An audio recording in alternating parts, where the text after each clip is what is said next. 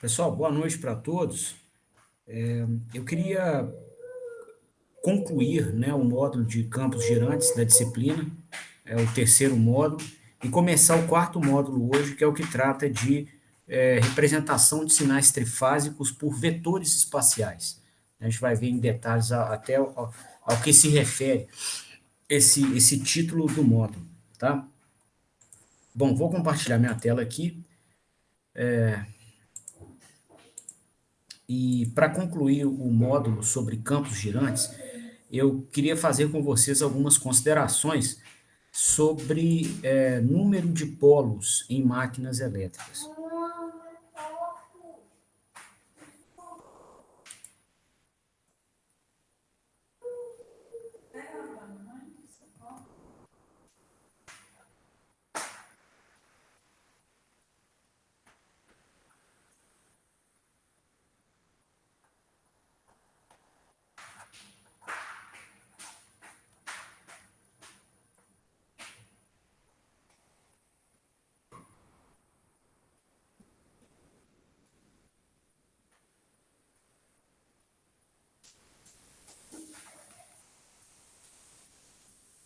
Bom, até o estudo de ontem, onde a gente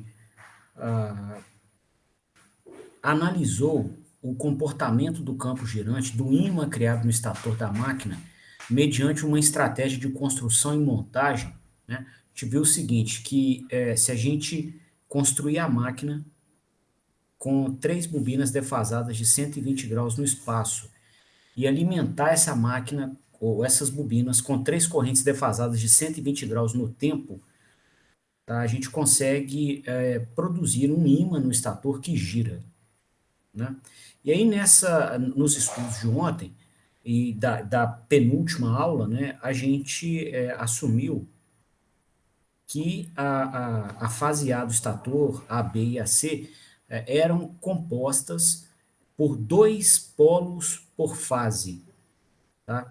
Então, com a representação completa do padrão de bobinagem da máquina, a gente viu que nos primeiros 180 graus da máquina, o campo magnético tinha uma polaridade, um sinal matemático, e nos outros 180 graus ele tinha outro sinal matemático, né? A gente observou isso aqui aplicando a teoria de circuitos magnéticos e desenhando o campo magnético obtido a partir do circuito magnético em cada posição angular do espaço, né? A gente viu em cada posição θ, a gente mediu ângulos, né, tomando essa posição aqui como referência, 0 graus, e aí medimos o campo magnético em cada posição θ de interesse. Tá? Fomos medindo uma a uma, né, até completar aqui os 360 graus. Tá? E nessa medição a gente viu que a polaridade do campo magnético se invertia em 180 graus.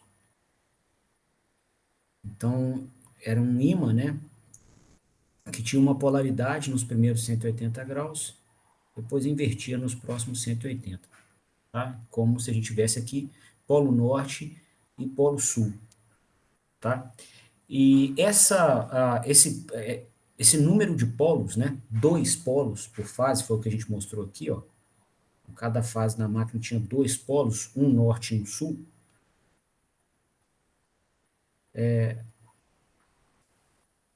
Acabou levando, né, a um ímã girante também com dois polos por fase. Né? A gente viu, no final das contas, quando nós somamos aqui o ímã da fase A com o ímã da fase B,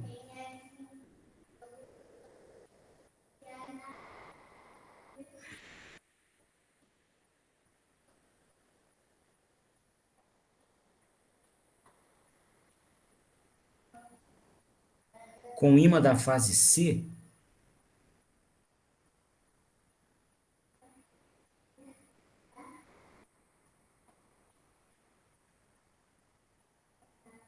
em qualquer posição angular dos 360 graus.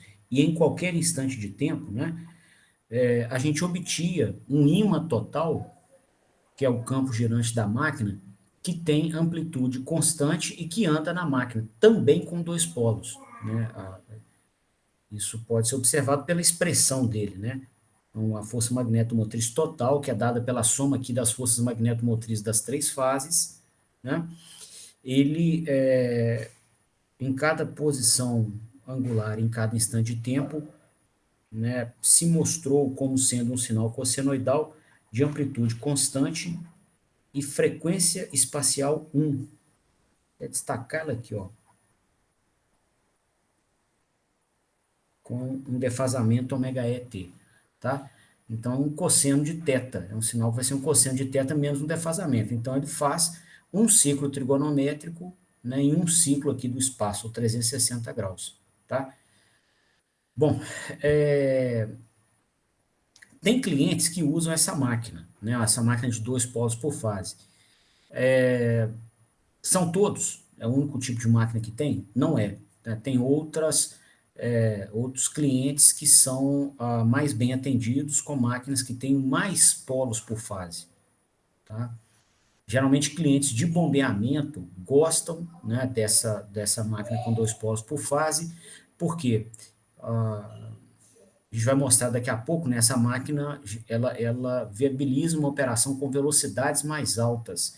E em aplicações de bombeamento, o produto processado é o fluido. E a produção associada à bomba vai ser configurada por uma alta vazão de fluido. E a vazão é muito sensível à velocidade mecânica. Então, se você puder operar com velocidades mecânicas mais altas, você vai ter vazões também mais altas e mais produção, tá? Então, clientes de bombeamento gostam de máquinas de dois polos por fase. Tem outros clientes, né, que vão prestigiar mais a capacidade de torque, torques mais intensos, tá? Mesmo que a operação se dê em velocidades mais lentas. Içamentos, por exemplo, tá? No contexto de mineração, de siderurgia, né? A gente vai processar cargas muito pesadas e aquilo é processado lento, tá? Um içamento de siderurgia, tipicamente, vai içar uma carga a 6, 7 metros por minuto. Então é lento, pouca velocidade que precisa, tá? Só que você vai estar içando, você pega uma panela de aciaria, 500 toneladas.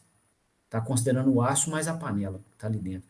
São 500 carros populares aproximadamente dentro de uma panela daquela de aço. Tá? É muita massa, é muita massa. Tá? Então aí um cliente nessa aplicação fica mais bem atendido com máquinas que tenham mais capacidade de torque, mesmo operando com velocidades mais baixas. Né? E uma forma natural da gente aumentar essa capacidade de torque seria aumentar a quantidade de ímã, já que o torque, né, é produzido pela interação entre ímãs. Se a gente colocasse mais ímãs no interior da máquina, ou mais eletroímãs, né, ou mais polos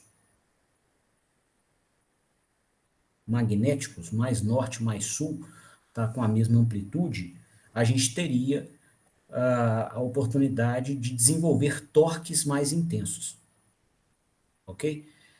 Bom, e como que isso se configura? Né? Se a gente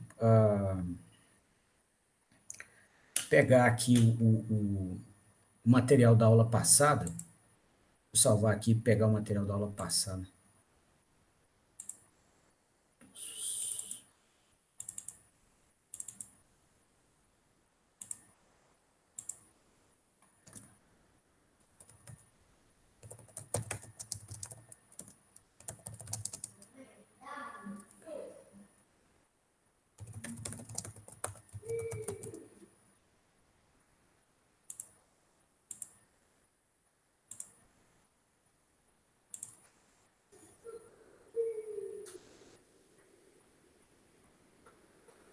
Eu vou buscar aqui aquela distribuição de condutores que a gente fez para detalhar o projeto de bobinagem aqui da fase A. Eu queria copiar essa imagem para a gente fazer novas análises com ela, tá?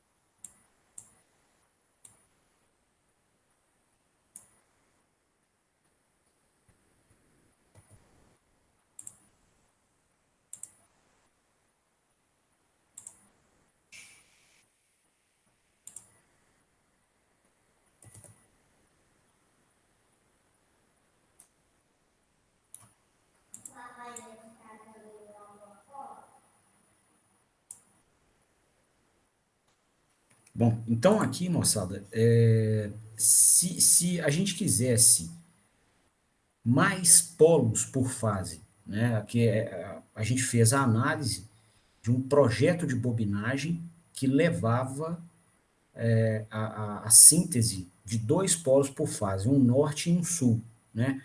Foi o que a gente viu até aqui no sinal de força magnetomotriz que a gente desenhou. Esse sinal, inclusive, aqui, ó, de força magnetomotriz, é o que a gente obteve para esse padrão de bobinagem aqui, né? Em cada uma das três fases, tá? E a gente viu aqui, né, que esse número de polos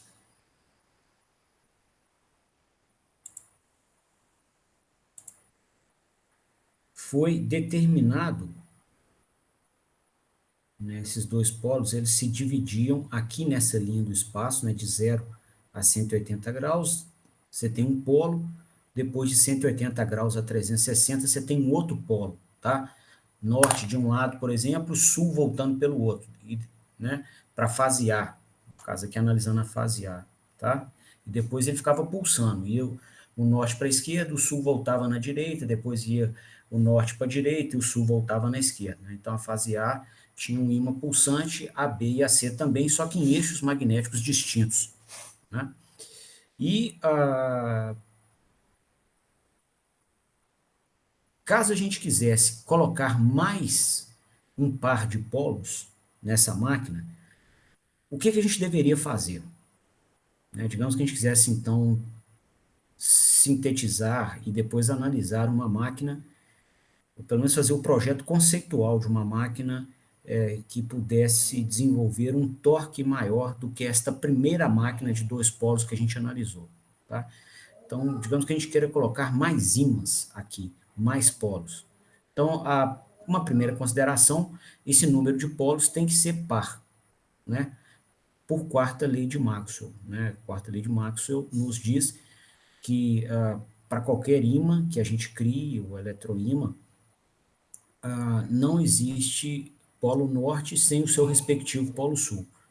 Tá? Então a máquina vai ter ou dois polos por fase, ou quatro polos, ou seis polos, né? Sempre um múltiplo de dois. Tá? E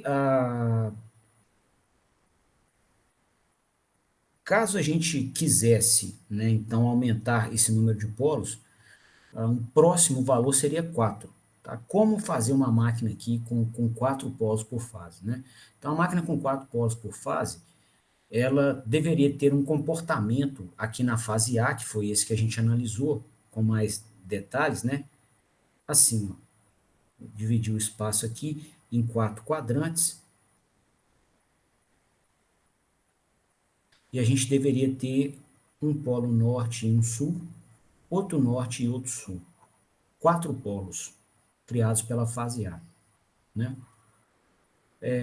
O que significa o seguinte, que nessa nova máquina que a gente está propondo, a gente teria que condensar em 180 graus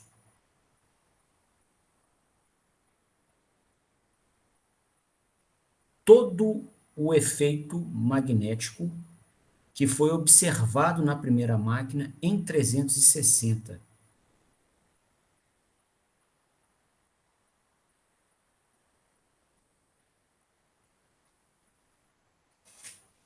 Tá?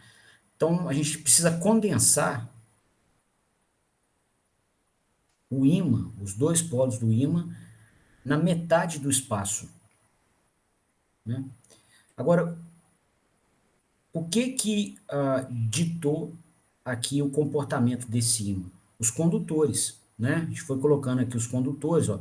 Começamos com 5 condutores aqui na ranhura 1, depois viemos para 4 condutores na ranhura 2, 3 condutores, 2 condutores ou 2 espiras aqui na ranhura 4 e na 12, né? Os condutores voltando aqui, os condutores da ranhura 4 voltando na 12. Então, esse padrão de distribuição é que fez com que a gente conseguisse, na nossa primeira máquina, dois polos, né, um norte e um sul. Então, se a gente quisesse que esse mesmo comportamento ficasse contido em 180 graus, a gente precisa pegar essas bobinas, né, que a gente distribuiu na primeira máquina em 360 graus e distribuir estas mesmas bobinas em 180. Então, aí está o segredo para a gente conseguir montar essa máquina com mais polos. Tá?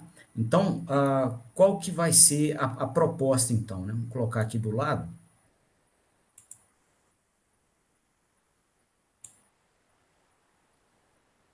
Vou replicar a máquina aqui, ó. Então, essas 16 ranhuras que a gente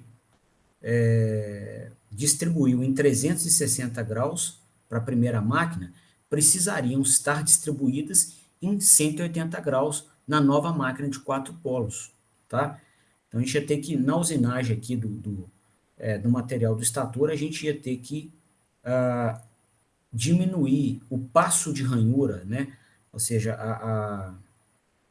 o ângulo entre duas ranhuras sucessivas pela metade, tá?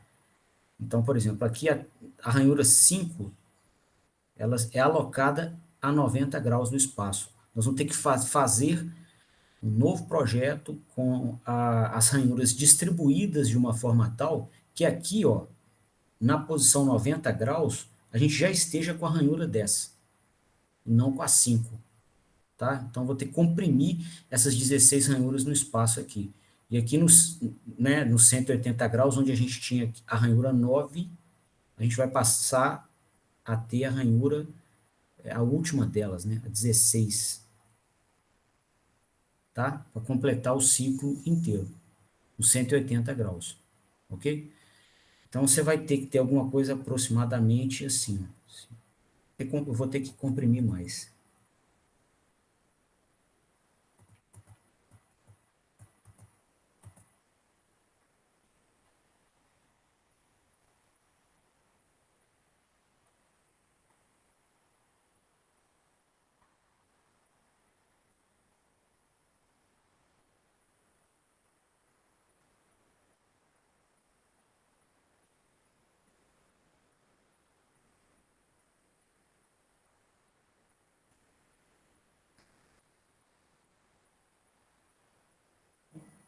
Tá? E aí, a gente precisaria, então, lançar esses condutores, da mesma forma que eles se apresentaram aqui, ó, nas respectivas ranhuras da nova máquina, de 4 polos por fase. Tá? Da mesma forma, então aqui, ó, na primeira ranhura, a gente tinha 5 condutores associados aqui à fase A, tá? Digamos, concorrentes saindo da tela. O retorno deles foi aqui na ranhura 9, né? Os 5 condutores voltaram aqui. A gente voltaria com eles aqui também, ó, né? Então, as espiras seriam montadas com um passo menor, tá? Então, a gente ia retorná-las, ao invés de tirar o condutor aqui da ranhura 1 e voltar com ele 180 graus depois, a gente ia tirar da ranhura 1 e voltar com ele a 90 graus, tá? E a gente ia repetir esse padrão. Na ranhura 2, a gente teria 4 condutores. Voltaríamos com os 4 na ranhura 10, igual aconteceu aqui, ó. Então, essas espiras foram montadas entre a 2 e a 10. Aqui a gente vai fazer a mesma coisa. Só que entre a ranhura 2 e a ranhura 10, não existe mais um defasamento de 180 graus. Tem um defasamento de 90. Tá? A ranhura 10 eles voltaram assim, ó. Tá? Na ranhura 3 foram 3 condutores, com retorno aqui na ranhura 11, 180 graus depois. Nós vamos voltar com ele aqui na ranhura 11, que está a 90 graus. A ranhura 4 tem 2, a gente vai voltar com 2 aqui na ranhura 12, da mesma forma que foi na máquina de 2 polos, tá vendo? Igualzinho. Na ranhura 5 você começava a ter um aqui, que voltava na 13. Ok? E a gente ia, então, distribuindo os condutores assim, só condensando as mesmas forças magnetomotrizes em metade do espaço, tá? Então, você teria o norte e o sul desse ímã em metade do espaço.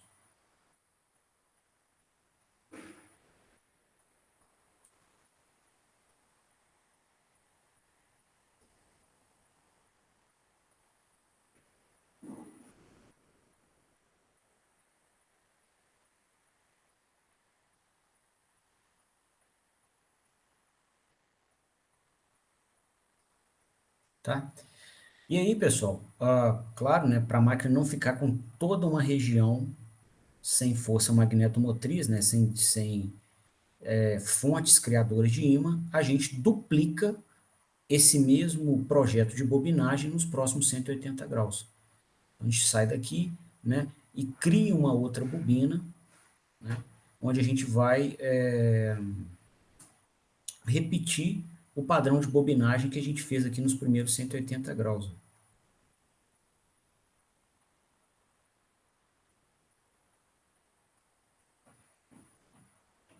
Podemos repetir do jeitinho que a gente fez aqui, ó, da 1 a 16.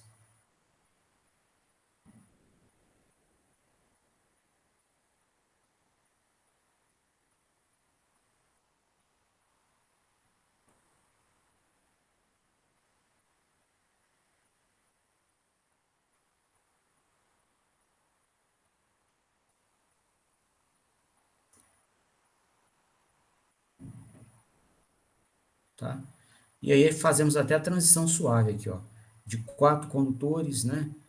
Aqui acaba essa bobina, né? A gente começa a próxima com 5, né? Retorna ela aqui, ó,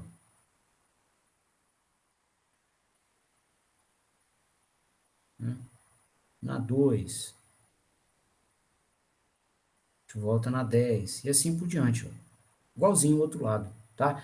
Criando uma bobina que seria inclusive conectada em paralelo. Uma forma de montá-la, né? Seria conectá-la em paralelo à bobina da fase A aqui, ó. Pode alocar, né? Nos primeiros 180 graus uma bobina, ligar no alimentador da fase A e depois criar outra bobina e ligar no mesmo alimentador, tá? Igual aqui, ó, a gente ligou, né?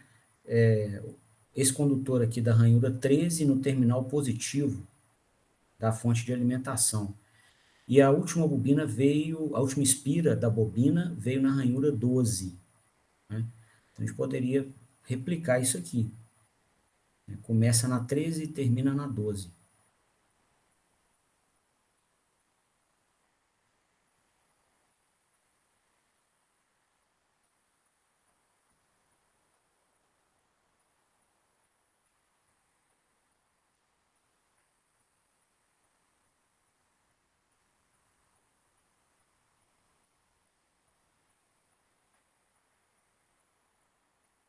E na outra bobina da mesma fase, que se apresenta em paralelo, a gente pode fazer a mesma coisa, tá? Aqui vai ter a bobina, na ranhura 13 você vai ter um condutor também, na ranhura 12 a gente vai ter dois, né? Você pode seguir o mesmo padrão de bobinagem que a gente mostrou para a máquina de dois polos e chegar aqui, ó, ligar a primeira espira da bobina, que seria essa aqui da ranhura 13, por exemplo, no positivo da fonte.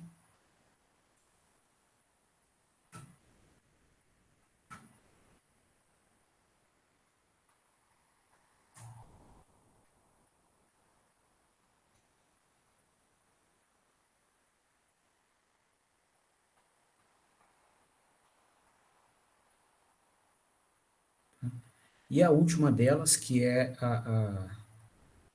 uma espira alocada na ranhura 12, a gente ligaria no negativo da fonte. Então, são duas bobinas em paralelo, alimentadas aqui pela mesma fonte. Essas duas bobinas iriam enxergar aqui o mesmo circuito magnético, né? Elas vão contribuir com a mesma força magnetomotriz no mesmo circuito magnético. Então, elas vão criar os mesmos ímãs, tá? Só que o norte e sul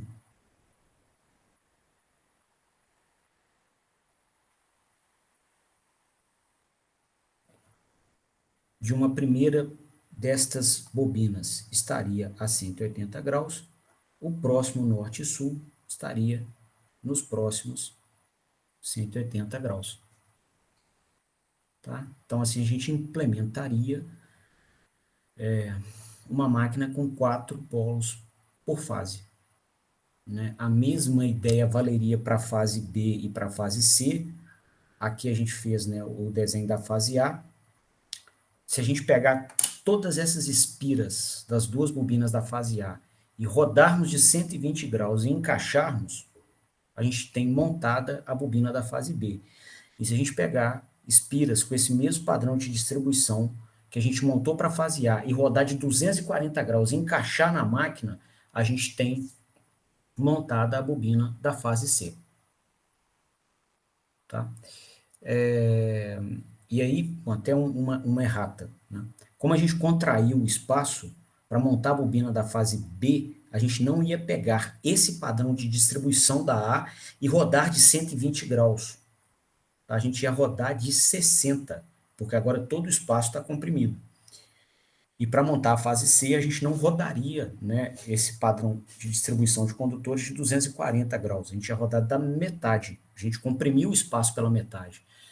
Então, nós rodaríamos de 120 graus, metade de 240, e alocaríamos os condutores nas ranhuras para poder montar os eletroímãs da fase C. Bom, e aí nesse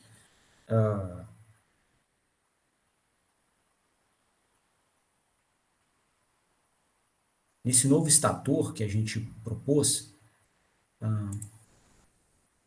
a gente observaria o seguinte sinal de força magnetomotriz.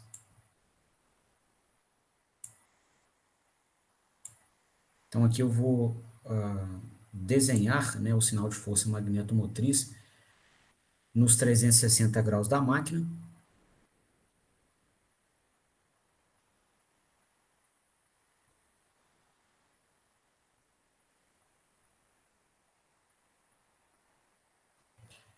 E a gente observaria o seguinte.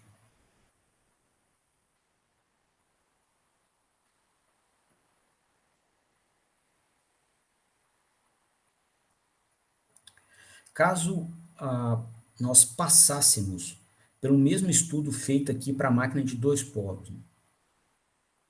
Qual seria o valor da força magnetomotriz em cada posição angular dos 360 graus?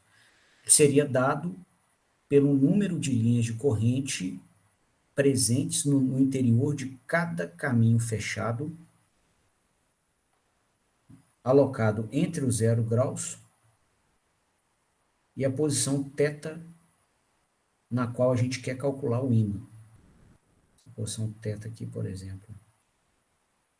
Tá? Nela aqui, ó, nós teríamos 3 condutores, né, na ranhura 1, mais 4 na ranhura 2, 7 condutores. Então, a nossa força magnetomotriz seria 7 vezes a corrente aplicada aqui nessas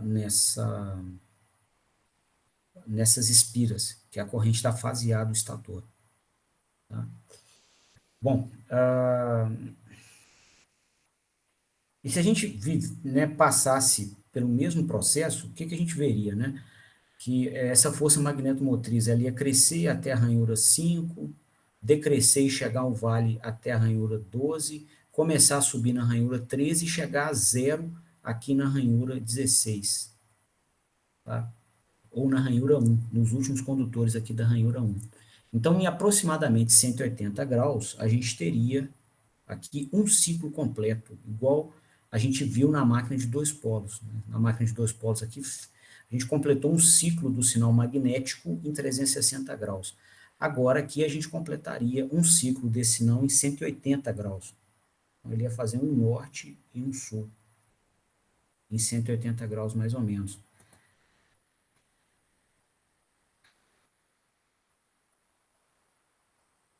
E nos próximos 180, outro norte e outro sul. Tá?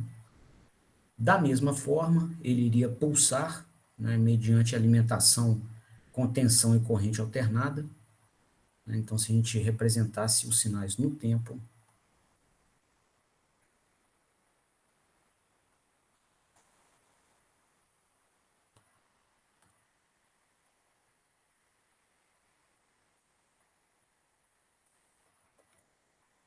por exemplo, a corrente aqui na fase A,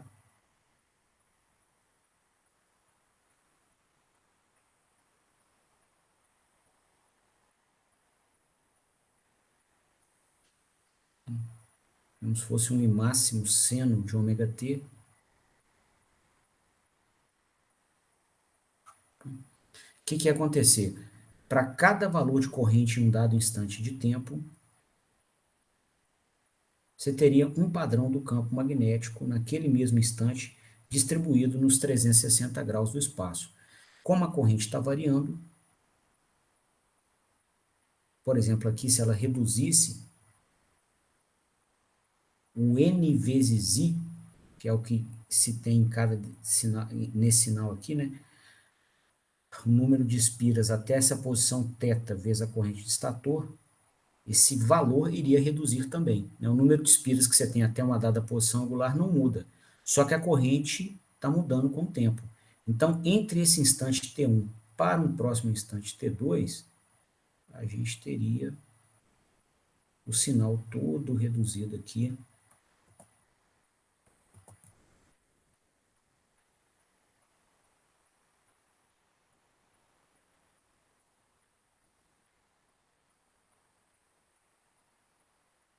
Na máquina. E ele ia pulsando, né, igual a gente analisou com a máquina de dois polos. Tá? Então, vai ser da mesma forma um sinal pulsante, né, que tem amplitude variável. Tá? Só que a frequência espacial dele agora dobrou. Né? Então, lembrando, esse é um sinal senoidal, né? Um seno ou um cosseno, eles são totalmente definidos por amplitude, frequência e defasamento angular. Então, alfa qualquer. Né?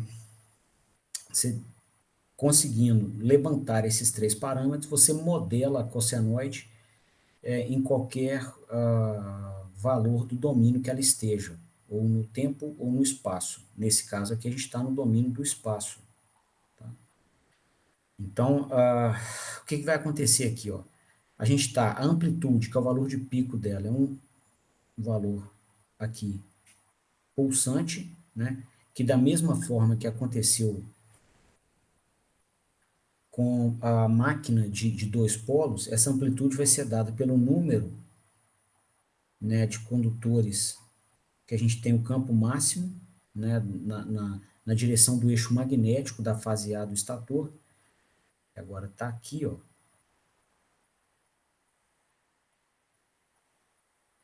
né, de novo aqui na reta da ranhura 5, igual acontecia com a máquina de dois polos. Isso não muda, né, isso é constante, vezes a corrente da máquina,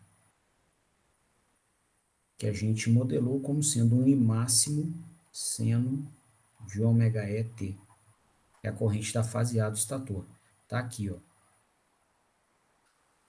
Tá? Então, esse seria o valor da amplitude do sinal. Então, essa força magnetomotriz da fase A, nesse novo cenário, teria a mesma amplitude do cenário anterior, é uma amplitude variável, dada pelo valor apresentado acima, vezes o seno de um sinal que se distribui no espaço. Né? Esse sinal tem uma frequência espacial, que vai te dizer quantos radianos trigonométricos o sinal faz em cada radiano espacial. Tá? E um defasamento angular 0 graus, ou seja, a senoide passa no zero na posição angular zero. Tá? Então, aqui a gente definiu os três sinais necessários para descrever essa força magnetomotriz no espaço. Falta ainda alguma consideração sobre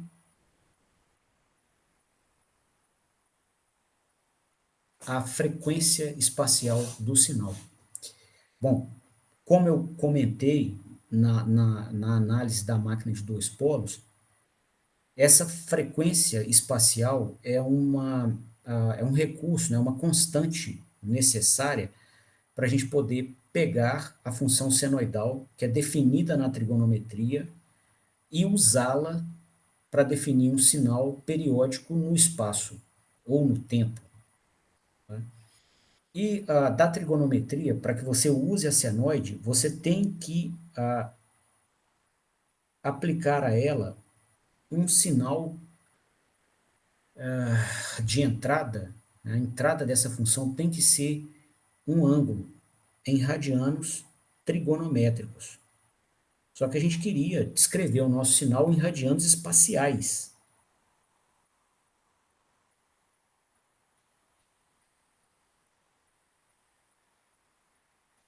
Tá? São os 2π radianos da máquina, tá? No espaço, os ângulos, as posições angulares do interior da máquina.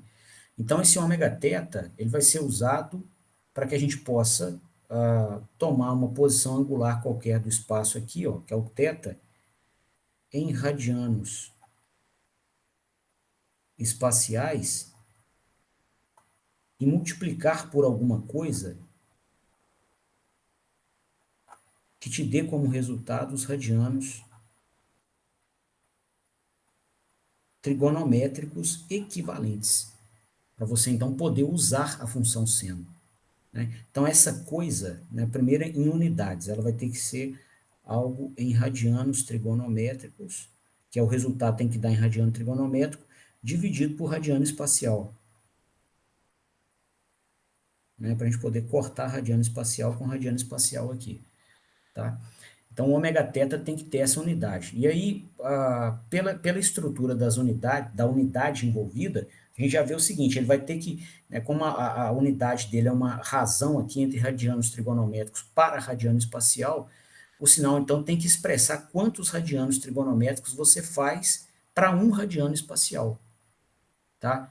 Aí, no caso desse sinal aqui, ó, a senoide fez 2 ciclos, norte-sul, norte-sul. Então, são 4π radianos trigonométricos, ou seja, uma senoide com 2 ciclos, que foram distribuídos em 2π radianos espaciais. São os 360 graus do espaço da máquina, das posições angulares da máquina. Tá? Então, nesse caso aqui, ó, a frequência espacial do ímã pulsante da fase A é 2.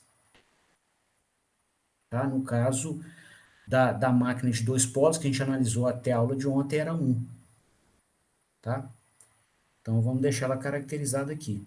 São 4π radianos trigonométricos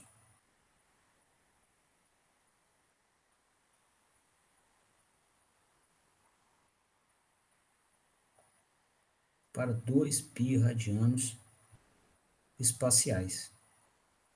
Tá?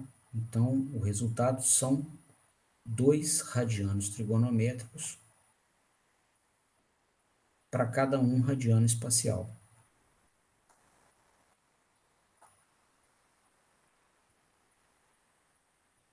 Esse é o nosso ômega θ. E com isso, então, a gente consegue definir, né, o nosso sinal de força magnetomotriz, nosso ímã pulsante da fase A. Já sabemos a amplitude, está aqui em cima, a frequência e o defasamento angular. Ok? Bom, e se a gente fosse extrapolar essa análise para máquinas que tivessem mais polos por fase, tá? Digamos que a gente quisesse uma máquina com mais capacidade de torque ainda que essa máquina de 4 polos que a gente analisou aqui. Então, seria uma máquina de 6 polos. Né? Então, para que a gente fizesse aqui o projeto conceitual dessa máquina, o que a gente poderia dizer quanto à distribuição dos condutores? Né? Extrapolando a mesma estratégia que a gente usou quando a gente migrou da máquina de 2 polos para a máquina de 4 polos, né, o que a gente fez? Na máquina de 4 polos, nós comprimimos em 180 graus tudo que a máquina de 2 polos tinha em 360 graus.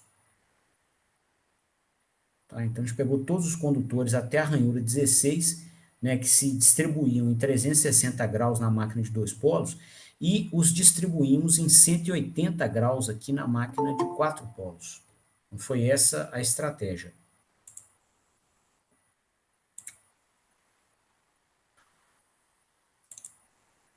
Então, se a gente quisesse montar uma máquina de 6 polos, o que a gente ia fazer? Né? 6 polos significa norte-sul, norte-sul, norte-sul de novo. 3 ímãs, 3 eletroímãs. Então, a gente ia ter que comprimir cada par de polos, cada eletroímã em 120 graus. Tá? A gente ia ter que pegar aqui tudo que aconteceu na máquina de 2 polos em 16, em 360 graus, a gente ia ter que fazer aqui na máquina de 6 polos em 120 graus. Tá?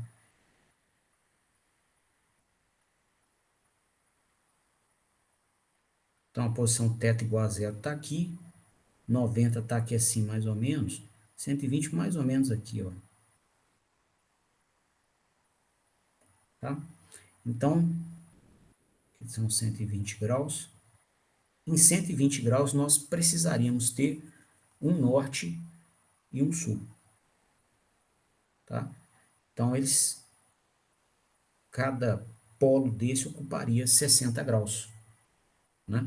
E aí a gente conseguiria isso, é uma forma de projetar essa máquina, aproveitando os projetos anteriores que a gente analisou, seria distribuir as 16 ranhuras da máquina de 2 polos nesse espaço. Então, a gente ia começar com a ranhura 1 aqui, em 0 graus, e acabar com a ranhura 16 aqui, com os mesmos condutores. Os mesmos condutores no interior de cada uma dessas ranhuras estariam presentes no interior das ranhuras aqui, das 16 ranhuras distribuídas nessa faixa de 120 graus. Tá? Depois, nos próximos 120 graus, a gente ia ter outro norte e outro sul.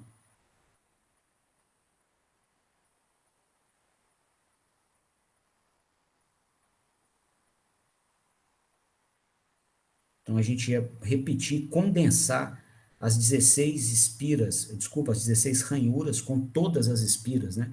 Se eu não me engano, tinha dado 22 espiras. Então, é colocar todas elas na próxima faixa de 120 graus aqui, ó.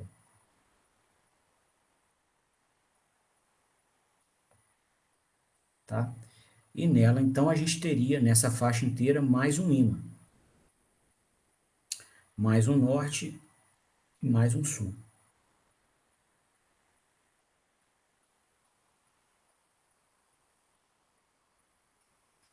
E depois, nos últimos 120 graus da máquina,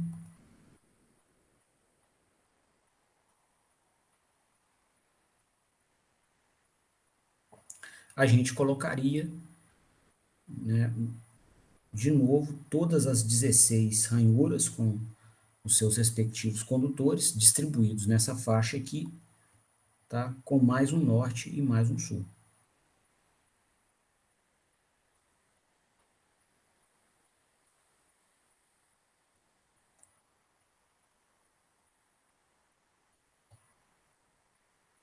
Tá? Fizemos então uma máquina de 6 polos por fase. Aqui está só a fase A, né? A fase B e C seriam montadas com a mesma estratégia, né? Só que para montar a fase B, na fase B ela estava a 120 graus aqui na máquina de 2 polos. Aqui na máquina de 6 polos, como a gente comprimiu o espaço inteiro por 3, a gente ia colocar os condutores da fase B em 120 graus sobre 3. Então, a 40 graus, mais ou menos aqui, ó, tá? Você ia colocar na fase B o mesmo tanto de ranhuras que a gente tem aqui na ranhura 1. Aí ia começar aqui. E aí você continuava na mesma sequência. Para a fase C, né, a gente ia pegar os mesmos condutores da A e rodar de 240 graus sobre 3. Então, mais ou menos em 80 graus, a gente ia colocar na fase C o mesmo tanto de condutores que a fase A tem na sua ranhura 1. E aí continuava a distribuição. Tá? Numa máquina com essa característica, a gente veria aqui um sinal de força magnetomotriz que faria 3 ciclos trigonométricos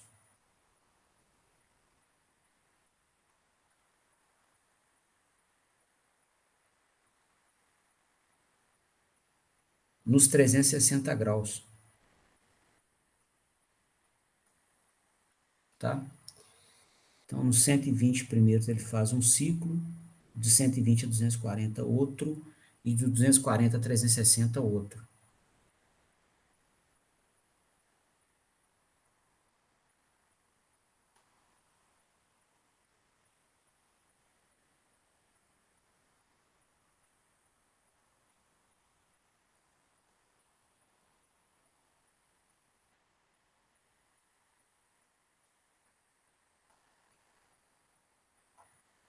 E o comportamento dele seria pulsante, do mesmo jeito que aconteceu aqui na máquina de 4 polos, ou que aconteceu na máquina de 2 polos. Tá? Então, quando essas bobinas que implementam esses 3 ímãs fossem alimentadas por uma corrente senoidal, né, para cada nível da corrente, você teria uma amplitude diferente para o sinal, um valor de pico diferente. Então, a senoide ia pulsar. Aqui, ó.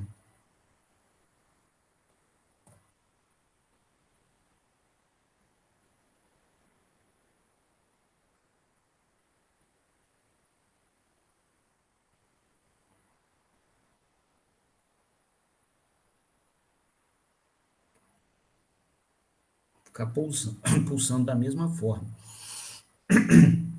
Então, o modelo desse sinal é o mesmo dos anteriores, né? Você teria o mesmo com ressalvas, né? Comportamento aqui é um comportamento senoidal pulsante, que é traduzido aqui por uma amplitude que varia no tempo. A amplitude é o valor de pico aqui, ó. Então, esse valor de pico está variando com o tempo, tá? Então, amplitude pulsante, o sinal se distribui senoidalmente no espaço. Só que agora a gente faz, né, a gente tem uma frequência espacial que caracteriza um sinal que faz 6π radianos trigonométricos, ou seja, 3 ciclos de senoide. Ó. Um ciclo, segundo ciclo, terceiro ciclo. Tá? Então são 6π radianos trigonométricos que são desenvolvidos em 2π radianos espaciais.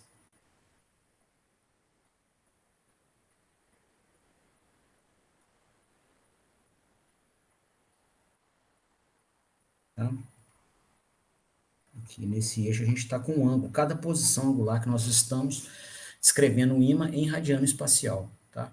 Então seria uma frequência espacial de 3 radianos trigonométricos que o sinal faz em cada um radiano espacial. Tá?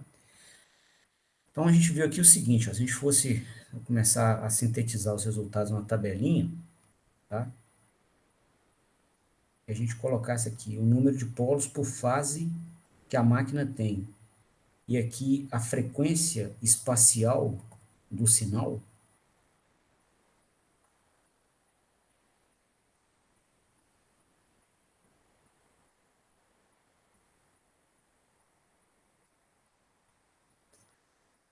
a gente veria isso aqui, ó.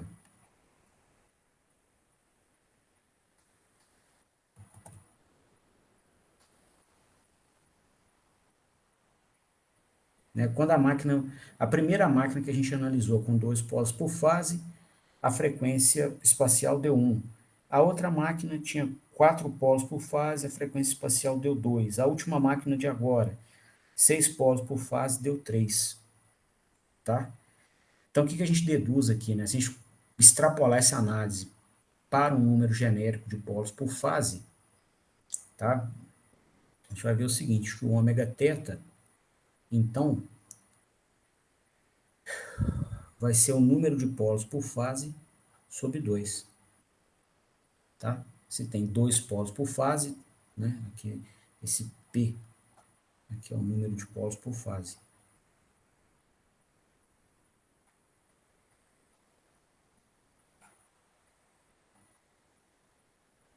Ok? Então, com 2 polos por fase, o ômega θ deu 1, a frequência espacial do sinal.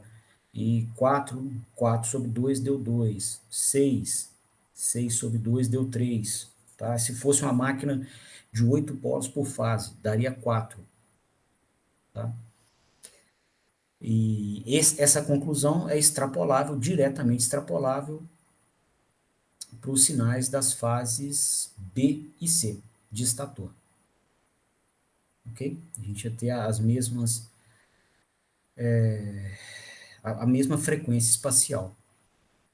E, com isso, então, né, se a gente quisesse entender qual que é o ímã girante criado nessas máquinas, tá? Então, essa máquina aqui, por exemplo, de 6 polos por fase, ó, ela ia ter um ímã girante que ia fazer isso aqui, ó. Tá? Esse polo norte aqui eu costumo representar, né, como essa senoide aqui, ó, eu gosto de colocá-la no círculo da máquina. Muitas vezes eu faço esse desenho, tá? É exatamente esse aqui que eu estou representando, esse aqui do plano cartesiano que eu estou representando no corte da máquina, tá? Então aqui a gente ia ter o campo girante com norte, sul, norte, sul, norte, sul, tá? E ele ia girar aqui na máquina, tá? Então essa aqui né, seria uma possível configuração. Obviamente aqui, ó, esse norte, sul, vermelho, azul e verde eram da fase A, tá? O da fase B e C também são compostos por 6 polos. Norte, sul, norte, sul, norte, sul, tá? E aí se a gente somasse os três, a gente ia obter um campo girante também com 6 polos, que é a força magnetomotriz total que a gente obteve ontem, quando a gente somou os 3 ímãs, né, das 3 fases, das fases A, B e C, para uma máquina de 2 polos. Todos aqueles cálculos, vou até voltar neles aqui para a gente analisar, digamos que agora, né, até antes de começar a análise, para a gente saber o que a gente quer tirar de informação da análise. Eu gostaria de obter com vocês aqui, ó, a força magnetomotriz total do estator em cada posição do espaço, em cada instante de tempo, para uma máquina com um número genérico de polos. Não só 2 polos por fase, igual a gente analisou ontem, né? Então, se a gente buscar o material de ontem, só vai ser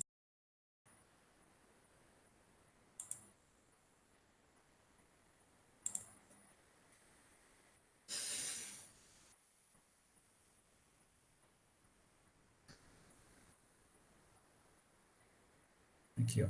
O cálculo da força magnetomotriz total ele foi feito aqui, né, somando-se as contribuições das 3 fases. Essas contribuições nós já conhecemos, né, para uma máquina com um número genérico de polos, acabamos de escrevê-las. E aí, se a gente fosse processar aqueles sinais aqui nessa soma, tá? A soma seria composta dessas parcelas aqui. Só que no lugar de cada um destes tetas, a gente teria que aqui a frequência espacial era 1. Então aqui a gente só deixou aqui dentro 1 para poder fazer, né, no nosso primeiro contato com o material.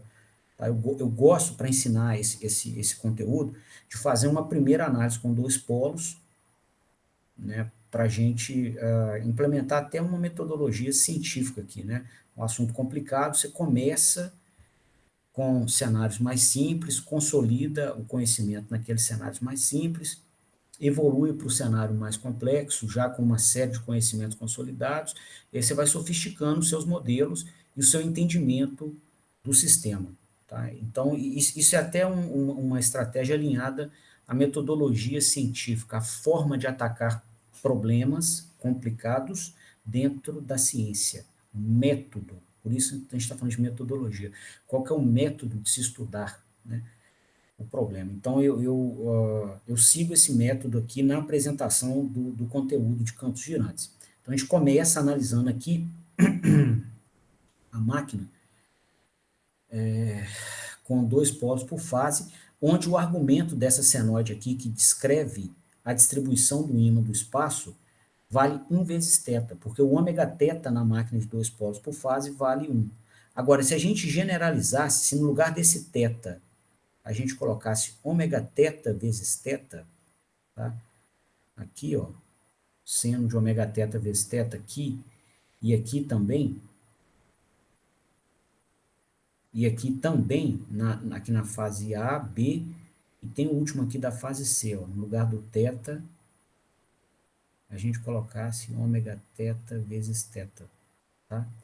Então, se isso fosse feito, todo o nosso cálculo aqui para baixo seria idêntico, tá? Porque, basicamente, a gente usou a propriedade trigonométrica, né, de seno de A menos B, seno A cosseno B menos seno B cosseno A. Tá? Então, os termos que se apresentaram no desenvolvimento do cálculo só tinham parcelas assim, ó, seno θ ou cosseno θ, né, multiplicando por alguma coisa, mas vinham essas parcelas assim, tá? E agora passaria a vir seno de ômega θ e cosseno de ômega θ. Então, todo lugar que aparece seno θ ou cosseno θ, aqui apareceria seno de ômega θ vezes θ e cosseno de ômega θ vezes θ. Então, lá no resultado final, aonde apareceu θ, apareceria ômega θ vezes θ. Tá? Pode fazer isso aqui linha a linha. Esse cálculo ele é muito, muito simples. Então, fizemos aqui 6 linhas de cálculo com propriedade trigonométrica de segundo grau. Né? Não usamos nada sofisticado aqui. E, né, outra forma de se enxergar essa manipulação algébrica é pela estratégia de substituição de variáveis, né, que a gente aprende com os professores de matemática nos cursos de cálculo. Né? Então, a gente ia fazer uma substituição de variáveis. O θ passaria a ser ômega θ vezes θ. Então, no resultado final, onde apareceu θ, a gente poderia colocar ômega θ vezes θ. Ok?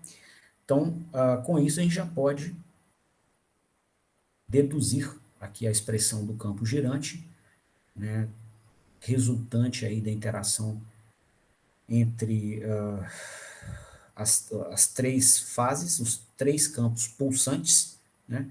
Os 3 campos pulsantes das fases A, B e C criam o campo girante. Okay? E ele teria essa função aqui, com ômega θ vezes θ no lugar de θ. Tá? Então, se a gente fosse...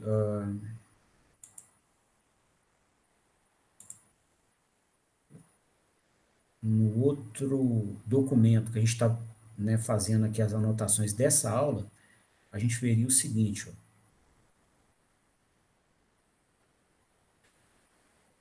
Só um minutinho que eu estou salvando aqui.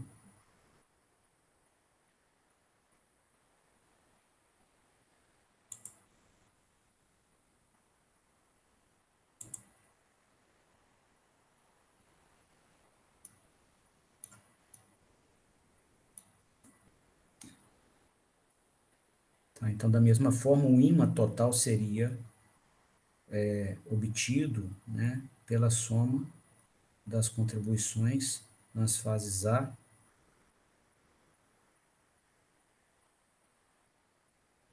B e C. Né? E pelo argumento que acabamos de expor, né, esse ímã total ia dar isso aqui, ó. A força magnetomotriz máxima, 3 meios, né, do valor máximo dos máximos que a força magnetomotriz em cada fase chega, tá? O pico dela é pulsante, mas tem um pico máximo de todos, que é esse F máximo aqui, que a gente está usando aqui na expressão, que apareceu na expressão do campo girante. Vezes cosseno de ômega teta vezes teta menos ômega E vezes T. Tá? Então, essa seria a expressão genérica. Vou colocar um quadrinho para ele aqui, para a força magnetomotriz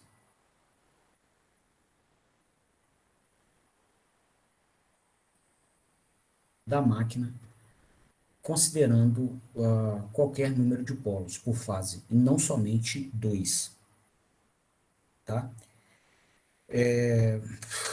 Bom, algumas considerações, né? Esse aqui continua representando um ímã girante, né? Se você desenhar esse sinal aqui, ó, nos 360 graus da máquina, eu vou abrir o círculo dos 360 graus num plano cartesiano, tá? Para facilitar aqui o desenho.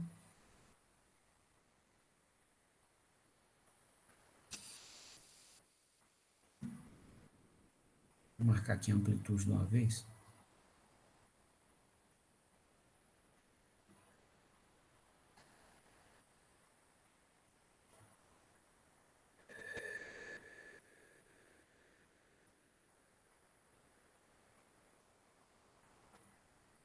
Vamos colocar aqui esse sinal que a gente acabou de modelar, né? E ele teria, né, uma amplitude aqui de 3,5 de F máximo,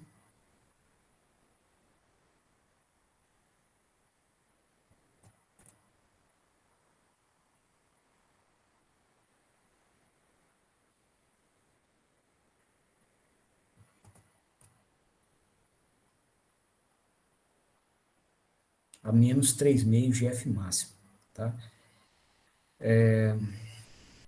Essa amplitude não é pulsante, né? Em regime permanente é uma amplitude constante, então não é um ímã que pulsa, igual acontece nos ímãs que a fase A cria sozinha, a fase B cria sozinha e o ímã que a fase C cria sozinha. Aqueles são ímãs pulsantes. Esse aqui não, esse é um ímã de amplitude constante.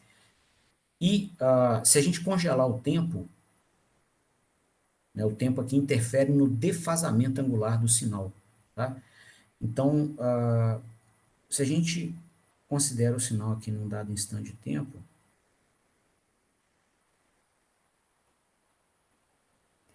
ele ia ter esse comportamento aqui, por exemplo, em 360 graus. Digamos uma máquina de 4 polos por fase, tá? Então, você teria o ômega teta igual a 2, por exemplo. Vou melhorar isso aqui. Tá? Norte-sul, norte-sul. Num próximo instante de tempo, o que a gente está fazendo aqui? Está aumentando o defasamento angular. Né? Com o passar do tempo, a gente está aumentando o defasamento angular. O defasamento angular mede para nós o atraso que o sinal vai ter entre a posição 0 e a posição aonde o ímã passa pelo pico. Né? Uma cossenoide sem defasamento angular, ela passa pelo pico no instante 0. Quando há defasamento angular, o pico vai ser alcançado em um momento posterior, uma posição angular posterior. Tá? Então, com o passar do tempo, a gente vai aumentando o defasamento angular. O valor de pico vai se apresentando em posições angulares diferentes. Então, aqui ele vai apresentar aqui.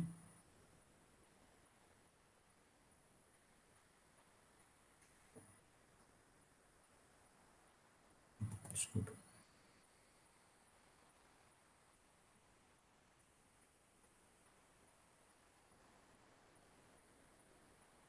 Um próximo instante de tempo. Um outro instante de tempo, ele vai se apresentar mais à frente.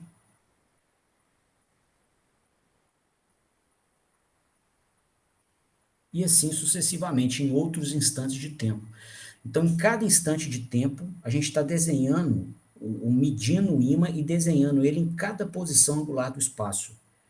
Tá? Então, a gente bate uma fotografia, congela o tempo, desenha o ímã inteiro no espaço. Aí daqui a pouquinho a gente bate outra foto e a gente vai reparar que o ímã se deslocou no espaço. A gente desenha ele todo, tá? Aí daqui a pouquinho, em outro instante de tempo, a gente bate outra foto, congela o tempo, desenha o ímã no espaço, ele vai estar em outra posição, tá? Então o que está acontecendo com o ímã aqui? Né? Em instantes de tempo sucessivos, ele está andando aqui. Os sinais, os níveis de força magnetomotriz vão aparecendo em posições angulares deslocadas, né? Como é um sistema circular, ele vai chegar nos 360 graus e repetir.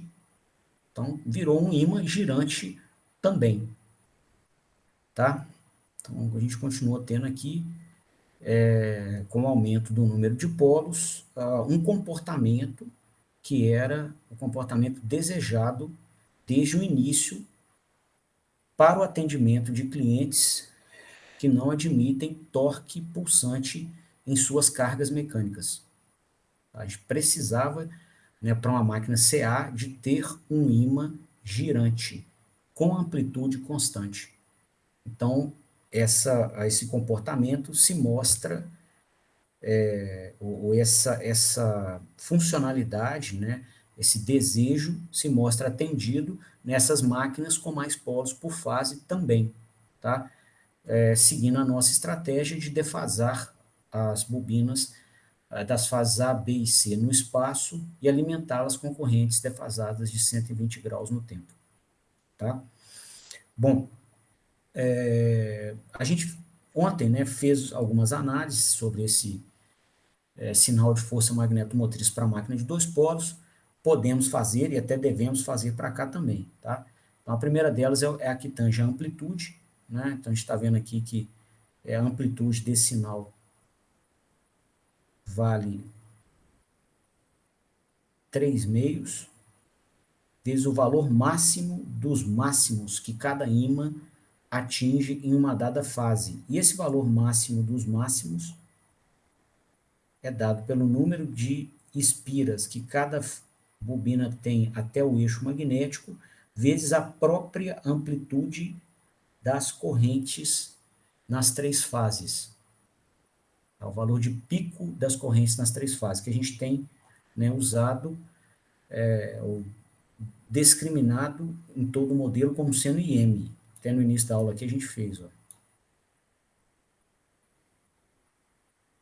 Aqui o IM é o valor de pico do sinal. Tá? Aqui em regime permanente é constante. Ó. Em cada ciclo vai ter o mesmo IM. Né? E no vale do sinal, o valor de maior módulo que ele atinge é menos IM. Tá?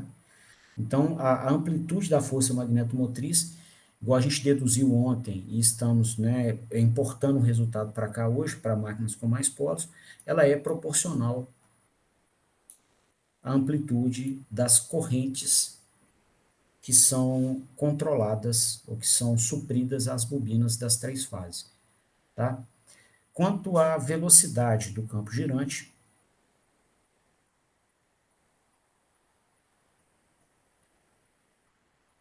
né? Ele se desloca aqui no espaço. Ó. A velocidade aqui do campo girante, vou colocar CG de campo girante. Né? E ontem a gente bolou uma estratégia para calcular essa velocidade. Né? O que a gente propôs fazer? A gente propôs anotar ou tomar aqui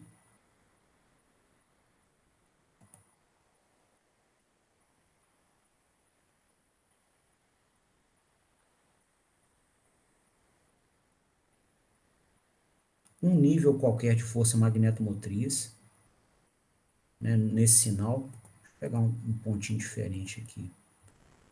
Tenha menos informação concorrente. Aqui. Né?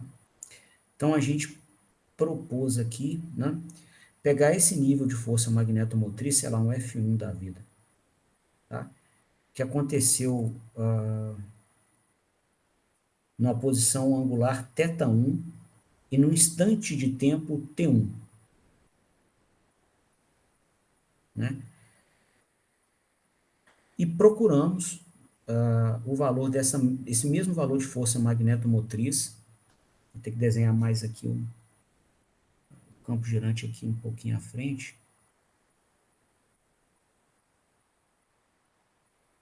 Tá? No instante de tempo T2. Tá?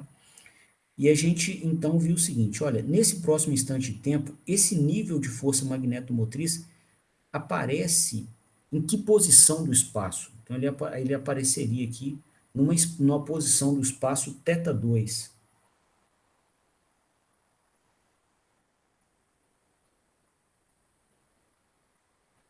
Então, é como se a onda inteira tivesse se movido Δθ graus ou Δθ radianos no intervalo de tempo ΔT. Se a gente tomar essa relação desse Δθ pelo ΔT, a gente vai ter a velocidade de avanço do campo girante. Tá? Então, essa velocidade do campo girante seria dada por um Δθ, tanto que o ímã avança numa base de tempo, ΔT. Tá? E aí,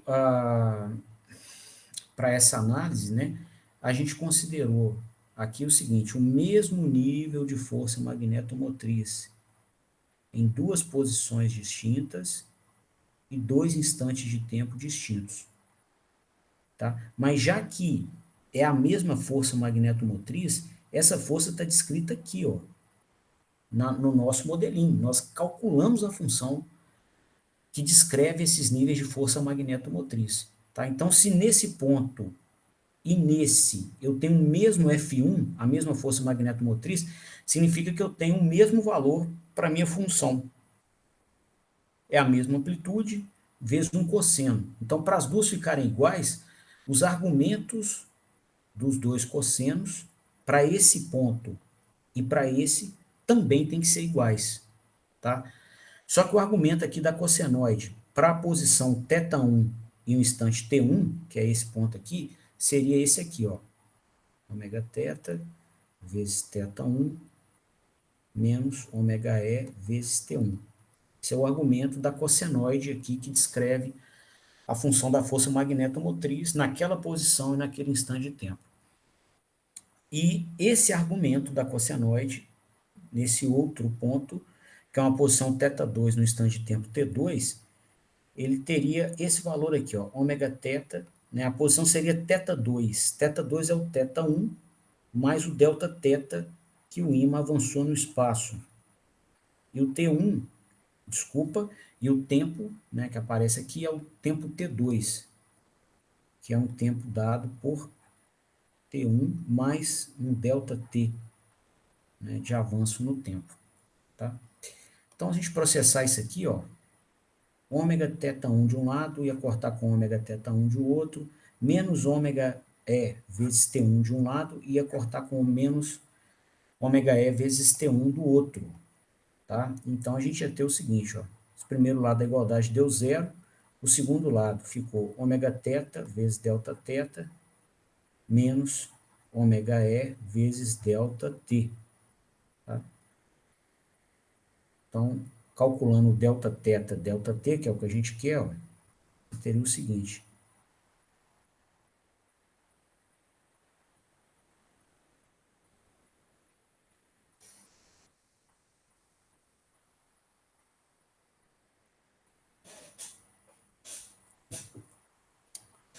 Certo? Então, essa é a velocidade do campo girante.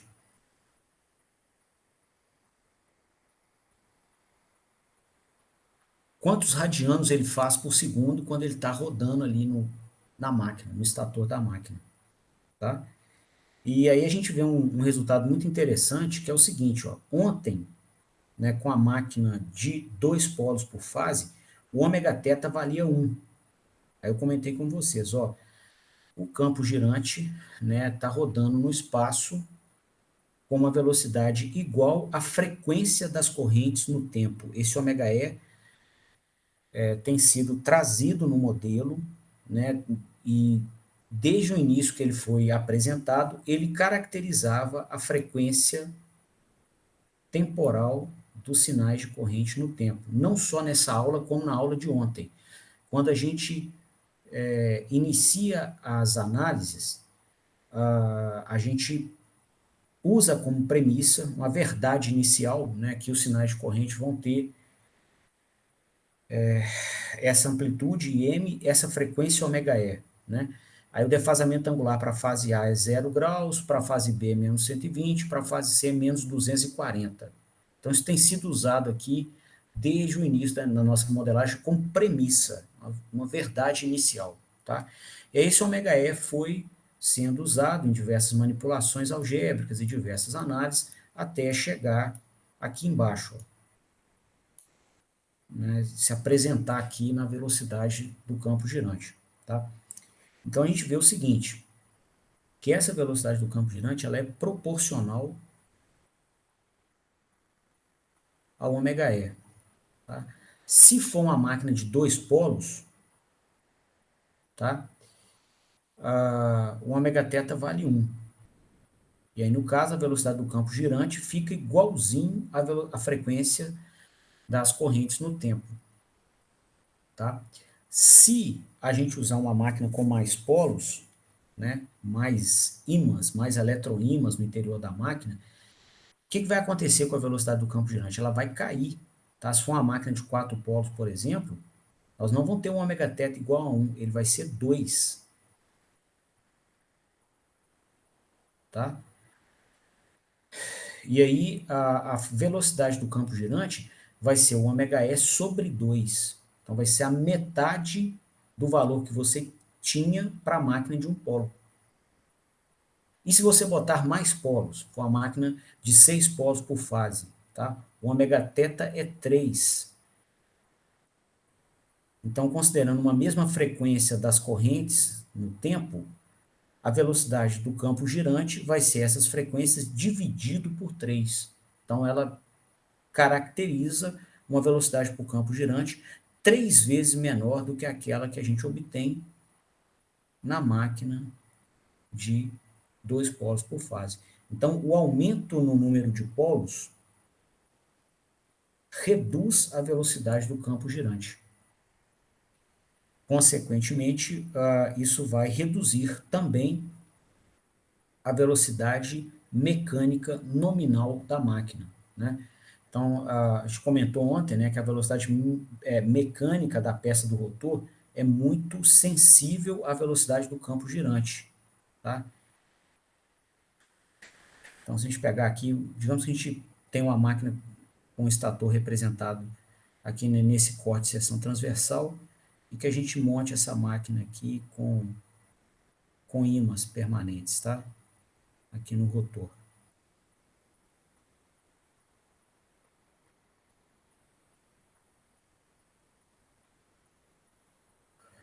Polo norte e polo sul, tá? Aqui no rotor. Então,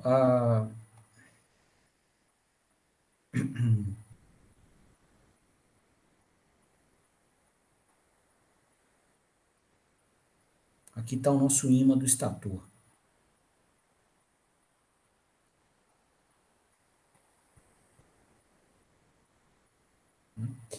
Então, o que vai acontecer aqui? Quando a gente impõe uma dada frequência para as correntes que alimentam as bobinas no tempo, por exemplo, aqui está a fase A, a gente vai impor uma corrente aqui à bobina da fase A, né? E a gente vai escolher a amplitude, a frequência ômega-e, que é essa que aparece aqui na velocidade do campo girante, e o defasamento angular, tá? Então, quando a gente escolhe a frequência, a gente está escolhendo a velocidade do campo girante também, tá? E o que vai acontecer aqui, né? Esse polo sul do campo girante do estator vai atrair o polo norte do ímã do rotor. Vai ter torque, tá? E aí os dois vão atingir uma posição angular qualquer, onde esse torque eletromagnético desenvolvido pela máquina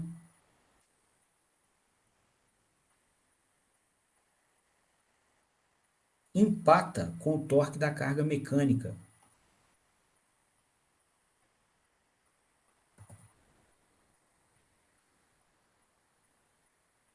Tá? E aí a máquina começa a operar com velocidade constante, velocidade angular constante. Digamos, está operando em modo motor, tá? Torque eletromagnético e velocidade no mesmo sentido, ok? Então, nesse contexto aqui, né, de regime permanente, né, os torques vão se igualar, esse defasamento angular, esse delta entre o estator e o rotor vai se manter constante. Então, se o ímã girante gira mais lento, a própria peça mecânica do rotor também vai girar mais lenta.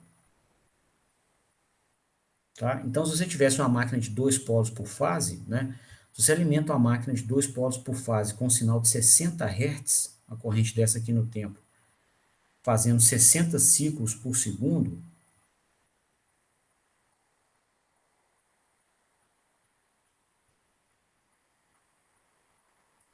60 ciclos por segundo, ou 60 Hz. Se você divide 1 por 60, a gente vai ter um período aqui, ó, aproximadamente de 16,6 milissegundos, tá?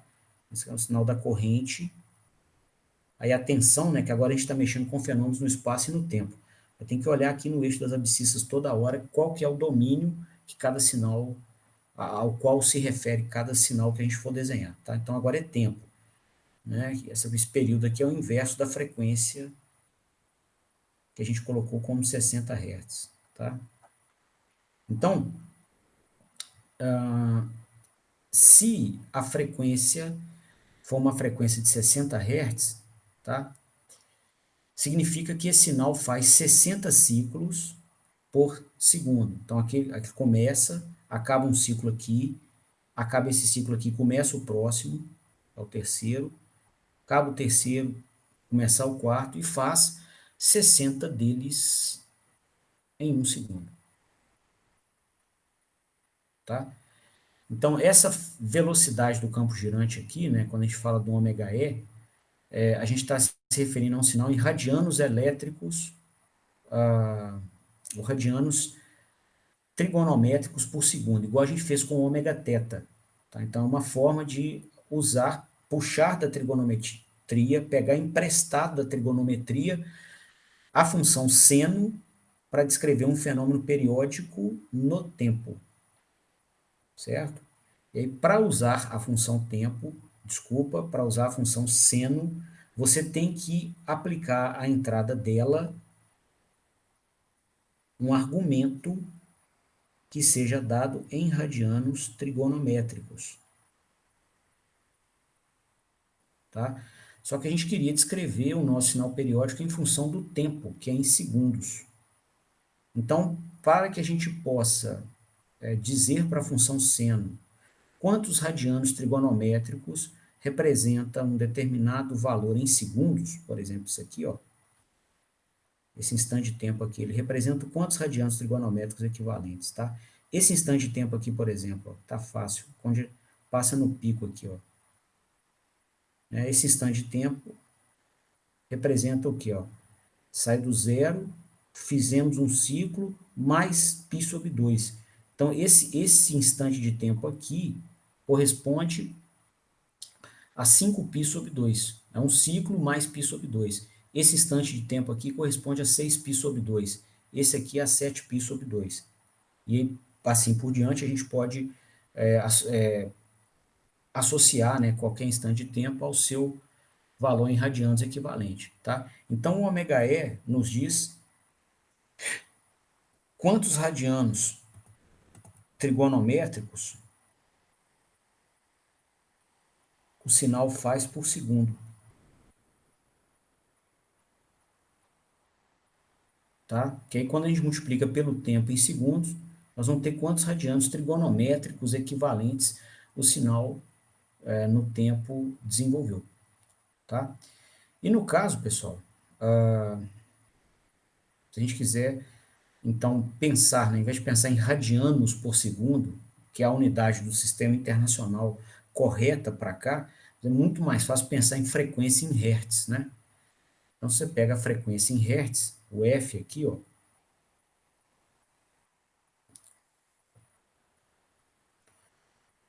você vai ter o seguinte, o F te diz quantos ciclos por segundo o sinal faz.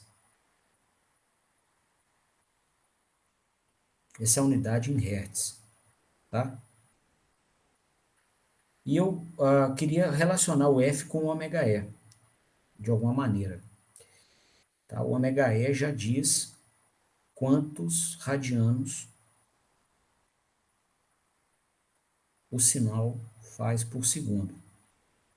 Então, para relacionar o F com o ômega E, eu tenho que multiplicar o F por alguma coisa, tá? De tal forma que o resultado final me diga, né, a uma dada frequência F, quantos radianos por segundo o sinal está fazendo, tá?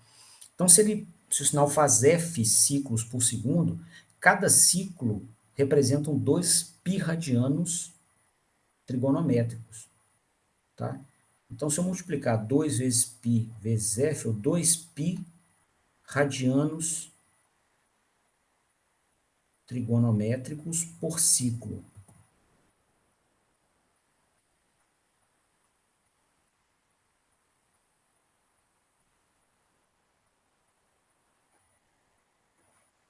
Vezes F ciclos por segundo, eu vou ter quantos radianos por segundo o sinal faz, tá? Então, o ômega E aqui, ele também pode ser escrito como 2 vezes π vezes F, tá? Que é a frequência do sinal. É muito mais fácil raciocinar em frequência, tá?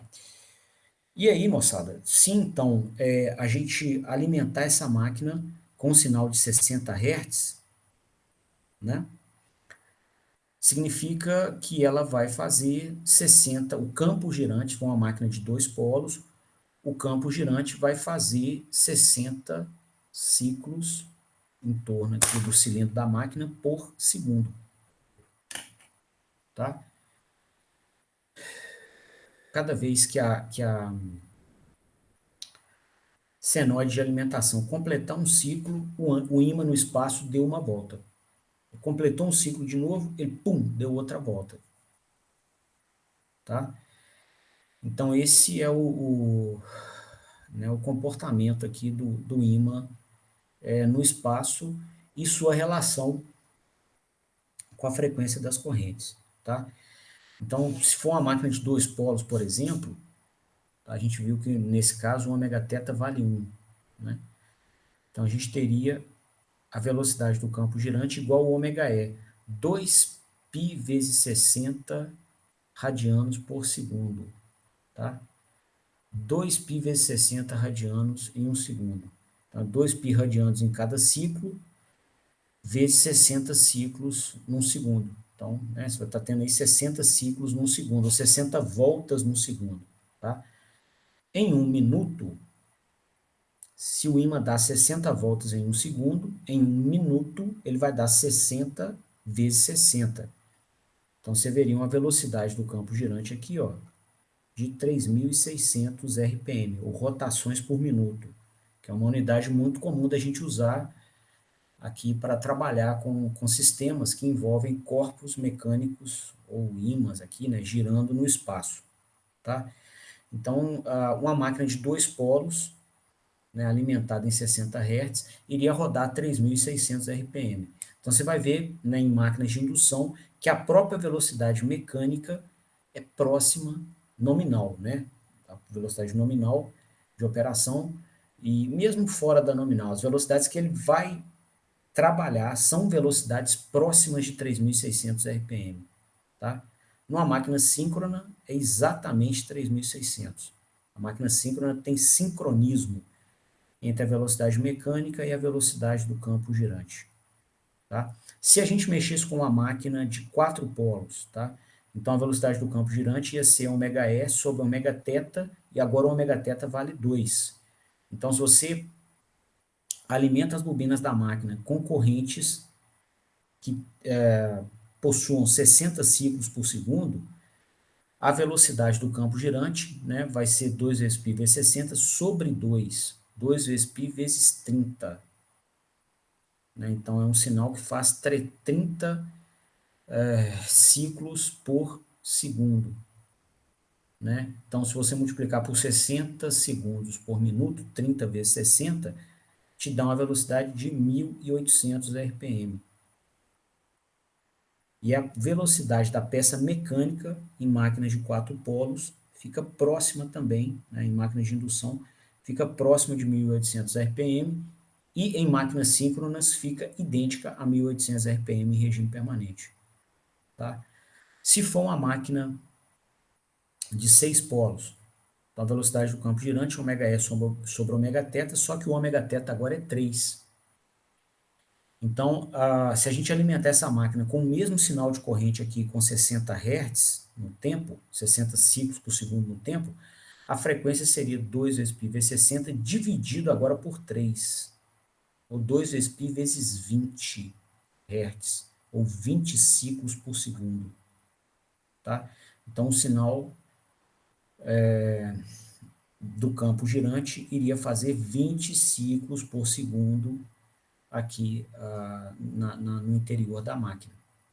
20 ciclos por segundo vezes 60 segundos por minuto daria 1.200 ciclos ou 1.200 voltas por minuto. Então, numa máquina de 6 polos, um ímã girante ia rodar aqui a 1.200 RPM. Tá? E a peça mecânica ia tentar acompanhar, né, por atrações de ímã, por atração de ímãs, e ela ia rodar aproximadamente a 1.200 RPM também. Tá? Então, são valores que a gente vê normalmente em máquinas industriais. Tá? Você pode saber, velocidades de máquinas de indução próxima a 3.600 RPM, máquina de 2 polos por fase. Próxima de 1.800, 4 polos por fase. Próxima de 1.200, 6 polos por fase. Próxima de 900, 4 polos por fase. Tá? Próxima de 720 RPM, já é uma máquina mais exótica. Tá? Tem polo demais, fica difícil construir, mas seria uma máquina de 10 polos por fase. Tá? 900 RPM, 8 polos por fase, desculpa, e 720, 10 polos por fase. Ok? E aí o que a gente está fazendo? Quando você põe mais polos, você aumenta o torque.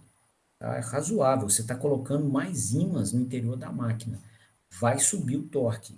Porém, o que a gente viu que está acontecendo com a velocidade? Está caindo.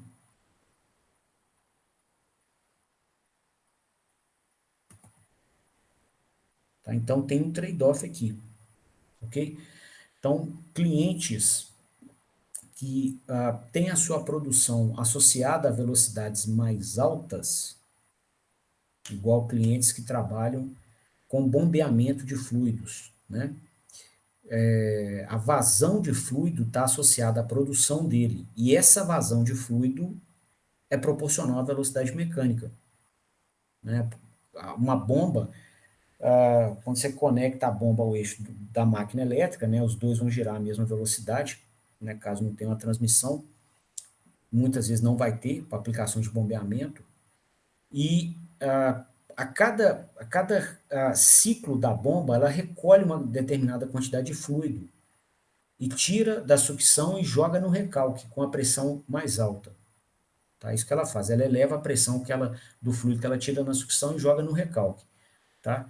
Se a máquina faz muitos ciclos por segundo, então você vai coletar muitos litros por segundo de fluido. Tá? E aí você vai aumentar a vazão. Tá? Em vários processos, isso aqui é associado a um aumento de produção. Você tem mais litros por segundo de fluido que você está enviando com aquela bomba.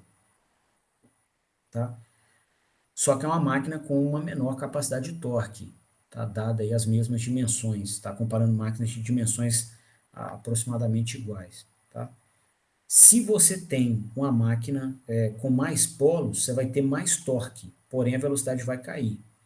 Alguns processos, por exemplo, içamento, tá? Içamento você não quer velocidades exageradas.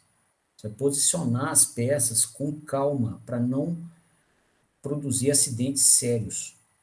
Só que são peças pesadíssimas. É melhor ir mais devagar, porém com muito torque. Então já são máquinas que já são máquinas que desculpa, já são processos que ficam mais bem atendidos com máquinas de mais polos, tá?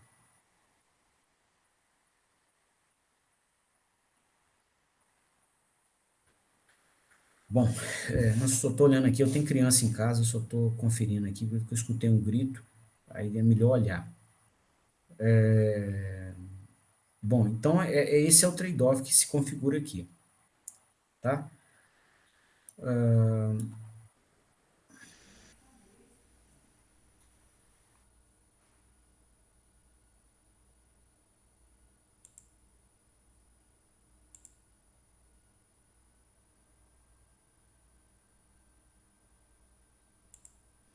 Bom, pessoal, e concluindo esse assunto sobre número de polos em máquinas elétricas, eu gostaria de dar um exemplo para vocês que é bem interessante, né? Ele é tecnicamente muito rico, a aplicação é muito nobre e ilustra muito bem esses conceitos que a gente tratou nessa aula, que são as aplicações de geração de energia em hidroelétricas. No caso de hidroelétricas, você vai ter um rotor, né, que vai ter uma dimensão enorme. Tá? Você vai, na verdade, os coletores de água que são conectados ao rotor do gerador são muito grandes. Né? E aí, nessa dimensão toda, né, você não tem como garantir distribuição uniforme de massa em torno do eixo de rotação. Tá? Geralmente esses coletores, inclusive, eles operam com o plano desse disco na horizontal. Tá? Então aqui a gente estaria vendo eles aqui de cima, ok? E aí eles são conectados ao rotor da máquina. E esse rotor ele é implementado com um número exagerado de polos. Tá? Você vai ter cenários aqui com 72 polos por fase. Né? E o mesmo número de polos que a gente coloca no estator por fase, você vai colocar no rotor também. Né? E por que isso se justifica? Né? Por que tanto polo por fase? Né? Pelo seguinte, como o raio da peça é muito grande, né? O coletor de água é todo exagerado, praticamente impossível você garantir que vai existir um balanceamento de massa perfeito em torno do eixo de rotação. Tá aqui. E o que a gente sabe da teoria da dinâmica na mecânica? Que quando a gente imprimir velocidade angular para uma peça que não está balanceada, a gente vai criar torque em outros eixos. Então, ao invés da gente ter só o torque eletromagnético para cá, eu vou colocar inclusive contrário ao sentido da velocidade, que é o que acontece, né, na aplicação de geração, a máquina opera frenando, tá? E nesse contexto de desbalanceamento de massa, você não tem torque só nesse eixo aqui, ó, só em torno desse eixo. Você vai acoplar torque nos outros eixos do espaço, tá? E vai então produzir movimentos indesejados nesses outros eixos. E esse torque, tá, que aparece, por exemplo, nesse eixo aqui, ó, vou chamar de eixo Z, por exemplo, tá? Esse torque que aparece aqui no eixo Z, ele cresce quando a velocidade mecânica do sistema desbalanceado também cresce, né? Fazendo um paralelo com uma aplicação que a gente vê no cotidiano, né, quando você dirige um carro desbalanceado, né, por vezes você tá dirigindo em velocidade, em velocidades típicas de cidade, você não percebe nenhuma trepidação no volante. Quando você vai para a estrada e começa a transitar com o carro em velocidades mais altas, você vai perceber o volante vibrando, né? Porque é o cenário onde é, o torque acoplado em outras direções fica maior, porque a própria velocidade está maior. Ok? Bom, imagina então se a gente montasse uma máquina dessa com dois polos por fase, né? Como nós acabamos de ver, se ela tivesse dois polos por fase e, e a gente usasse esse sistema aqui na aplicação de geração, né? A única forma da gente conseguir um sinal aqui de tensão, né, para fase A de 60 Hz, né, ou um sinal que tenha 60 ciclos por segundo, né, então faça um ciclo, 2, 3, 4, até 60, tá? Ciclos em um segundo. Então a única maneira de conseguir um sinal com essa frequência seria rotacionar a própria máquina 60 ciclos por segundo, né? Então, o cenário que você teria aqui nos primeiros 180 graus da máquina um polo norte e nos outros 180 graus o polo sul do ímã, né? E aí você teria linhas de campo aqui associadas ao polo norte, né, saindo aqui por exemplo, digamos que o polo norte seja campo, né, saindo aqui da peça do rotor para dentro da bobina, e essas linhas de campo voltariam do outro lado, né, configurando o polo sul, né. Como a gente viu, isso se distribui no espaço, então tem a região com pico de campo e aí o ímã vai mostrando uma distribuição menor de campo quando a gente vai se distanciando do eixo magnético, né, até chegar na região que ele zera, e aí a gente começa a ter o polo sul.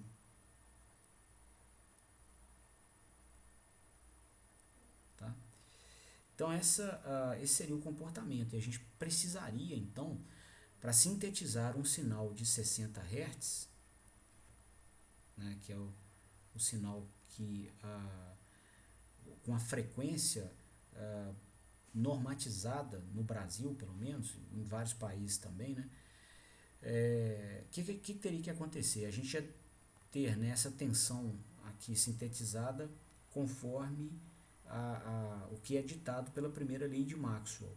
Então essa tensão aqui seria derivada do fluxo enlaçado nas bobinas da fase A no tempo, tá?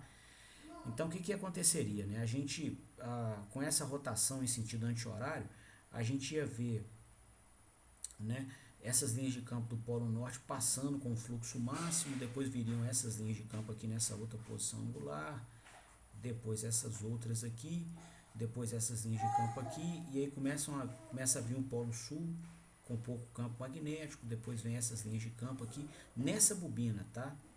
No interior dessas espiras, ok? De tal forma que a gente iria enlaçar no interior dessas espiras um padrão de fluxo magnético que iria variar, né, e completar um ciclo quando a própria peça mecânica completasse um ciclo. Tá? Então, caso a gente quisesse um sinal de tensão de 60 Hz, a gente precisaria de um sinal de fluxo também de 60 Hz. Né? Pode conferir isso aqui até pela relação entre tensão e fluxo. Né? Então, você, por exemplo, falar que o seu fluxo é um fluxo máximo, um sinal senoidal, né? Vai ter o seu valor de pico aqui, ó, tá? E vai ter essa distribuição. A gente pode, né, montar um rotor que promova uma distribuição senoidal do fluxo. Quando a gente rodar o rotor, em cada instante de tempo, a gente estaria colocando um padrão de linhas de campo no interior da bobina, tá? Então você poderia descrevê-lo como um fluxo senoidal, com uma frequência que seria igual à própria frequência da velocidade mecânica ali, né? Para uma máquina dessa com dois polos, tá? Ou seja, ele teria uma frequência qualquer, se for uma máquina de 4 polos, 6 polos, aqui a gente está começando com dois polos. E se destaca que se a gente calcular a derivada desse fluxo, tá, para achar a tensão, o que nós vamos obter, né? Derivada do cosseno é menos seno.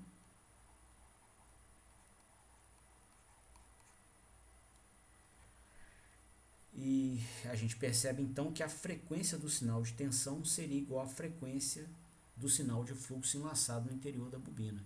Então, se a gente quer uma tensão em 60 Hz, ou 2 vezes π vezes 60 radianos por segundo, tá? A gente precisa de um fluxo também em 60 Hz, né? Para que esse fluxo magnético entre aqui na bobina, né, fazendo 60 ciclos por segundo, a própria peça mecânica que traz consigo o ímã vai ter que rodar 60 vezes por segundo, né? Aí você imagina, né, pegar o rotor de de mais de 10 metros, tá? O coletor de água que está ligado ao rotor com mais de 10 metros de raio, tá? E rodar isso a 3.600 RPM, ou 60 ciclos por segundo. O que vai acontecer? A vibração vai ser tão violenta que ele vai sair da estrutura mecânica. Tá? A gente vai perder a peça. Tá? Vai quebrar o acoplamento com o rotor. Então isso não é tolerado. Né? É um cenário onde você tem duas condições de contorno específicas. Você precisa do sinal de tensão nos terminais elétricos a 60 Hz. Só que você não pode ter a velocidade mecânica alta. Ela tem que ser o mais baixa que você conseguir. Então, como compatibilizar essas duas condições de contorno? Encher a máquina de polos magnéticos, né? Então, por exemplo, se ela for construída com, digamos, 72 polos magnéticos, né? Então, são 36 eletroímãs, 36 norte e sul, né? Dando 72 polos, 36 norte e 36 sul. Então, quer dizer o seguinte, cada eletroímã tem que ocupar uma faixa de 10 graus, né? São 36 deles, então cada par norte-sul, né, tem que ocupar uma faixa aqui, ó, de 10 graus.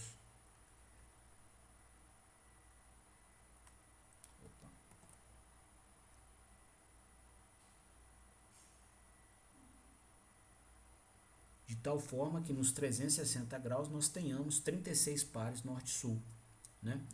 E aí o que aconteceria nesse cenário? Para que a gente sintetizasse um ciclo do sinal de tensão, 360 graus elétricos, né? Um ciclo trigonométrico, bastaria que a gente movimentasse a peça mecânica de 10 graus e não mais de 360 graus, igual no caso de uma máquina de dois polos. Pega lá, a carteira está ali em cima. Ok? Então a gente poderia ter a peça mecânica, né, a uma velocidade 36 vezes menor do que os 60 Hz, que ainda assim a gente conseguiria sintetizar a tensão de 60 Hz, né? Isso pode ser visto aqui também olhando as linhas de campo, né? Então, quando a gente fez um par norte-sul aqui, ó, você vai ter as linhas de campo do polo norte, vão retornar aqui as linhas de campo do polo sul, né, desse mesmo ímã.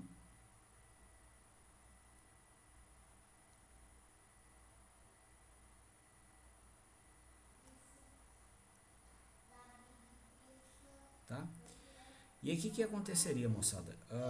A gente ia colocar esse padrão de linhas de campo aqui no interior das espiras da fase A, né, por exemplo, campo magnético saindo do rotor. Depois a gente colocaria esse padrão de linhas de campo com a rotação da máquina. Daqui a pouco esse polo norte vem para cá e o polo sul que vem para cá, ó. E aí a gente colocaria esse novo padrão de linhas de campo no interior da bobina. O que a gente promoveria com isso? Variação de fluxo magnético. Foi polo norte, agora vem polo sul. Com variação de fluxo magnético, a gente tem tensão induzida. Aí na hora que o polo sul, né, que termina, ou seja, que esse ponto do espaço aqui, né, se moveu para cá, o que vai acontecer? Vem um próximo polo norte.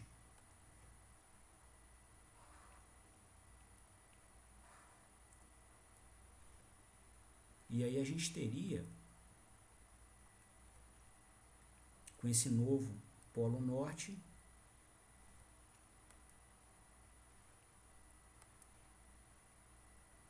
linhas de campo saindo de novo. E depois viriam as linhas de campo do polo sul, entrando de novo, né? Então o que está acontecendo?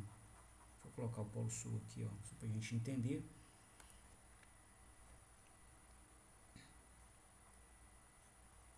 O que está acontecendo aqui, né? A gente está impondo um fluxo magnético,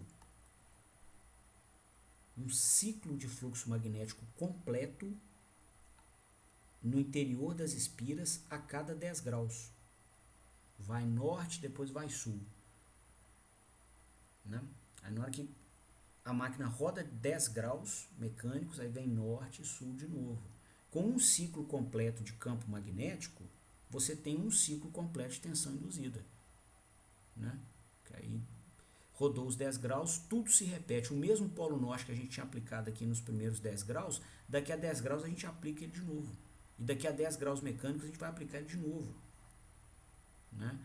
Então a gente está fazendo ciclos de fluxo magnético no interior da bobina a cada 10 graus.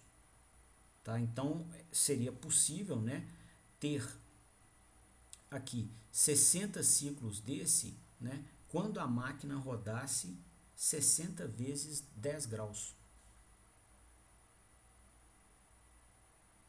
Tá? Antes, para ter 60 ciclos em um segundo, a gente precisava que a peça mecânica fizesse 60 ciclos num segundo, tá?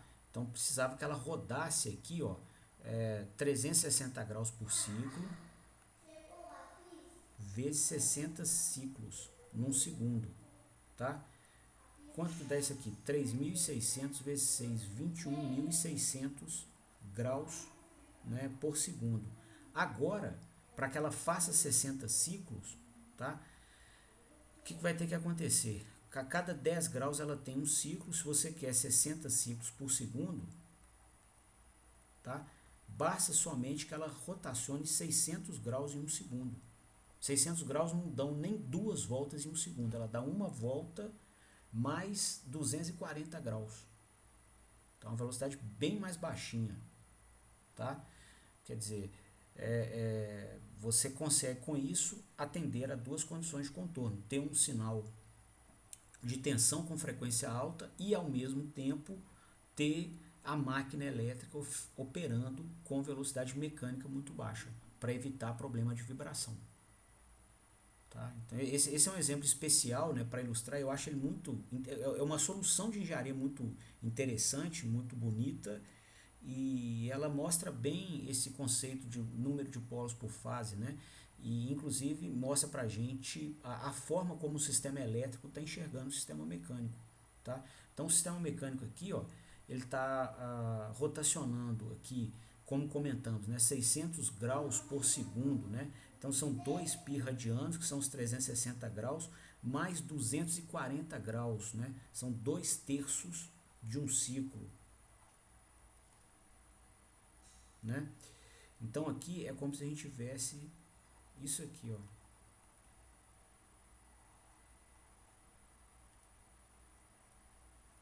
8π/3 radianos mecânicos por segundo, né? Que é 2 vezes π vezes 4 Hz em radianos por segundo. O cálculo inteiro seria né? 2 vezes π vezes 4. Então ela está fazendo aqui 4 ciclos por segundo, tá? Então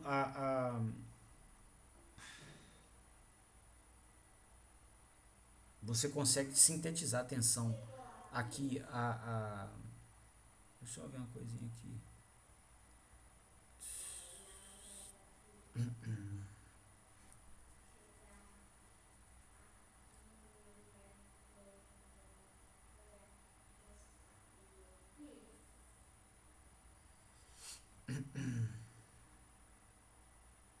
Desculpa aqui, ó. 600 graus, né? Aqui eu achei que o número estava estranho mesmo.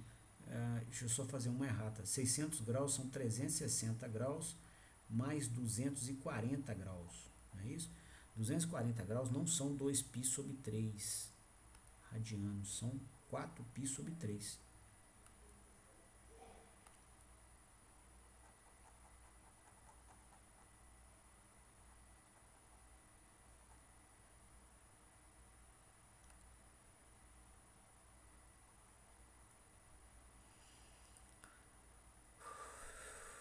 Bom, e com isso então, ó, só retificando o cálculo aqui.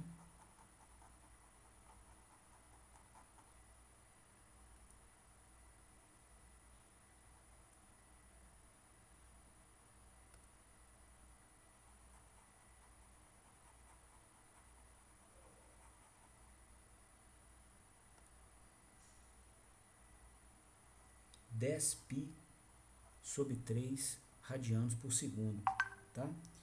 O que daria então qual frequência?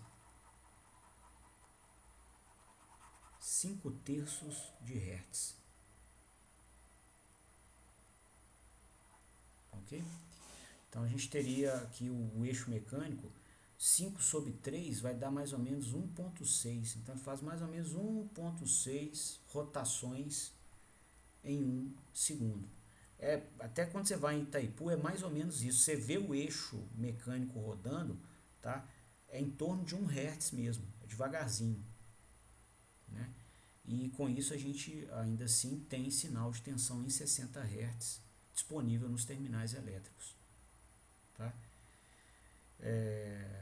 Enfim, aí é um cenário que ilustra bem, né, o atendimento a todas as condições de contorno para uma máquina especial igual essa, né? Você não pode ter desbalanceamento pronunciado, você tem desbalanceamento, você não pode ter velocidade mecânica pronunciada para não acoplar torques muito intensos em direções que você não quer movimento, tá? Que se você acoplar esses torques com o tamanho dessa estrutura rotativa, ela vai sair da base, vai quebrar eixo, tá? Não dá para conviver com vibração excessiva numa aplicação dessa, tá? Bom, então a gente vai nas aulas posteriores voltar, né, nesses assuntos ou nesse assunto, né, em máquinas diversas, né, e considerar aqui a influência do número de polos, mas por hoje eu acho que o recado fica bem passado, né, bem completo. Eu vou encerrando por aqui, a gente então se vê de novo na segunda-feira. Boa noite então.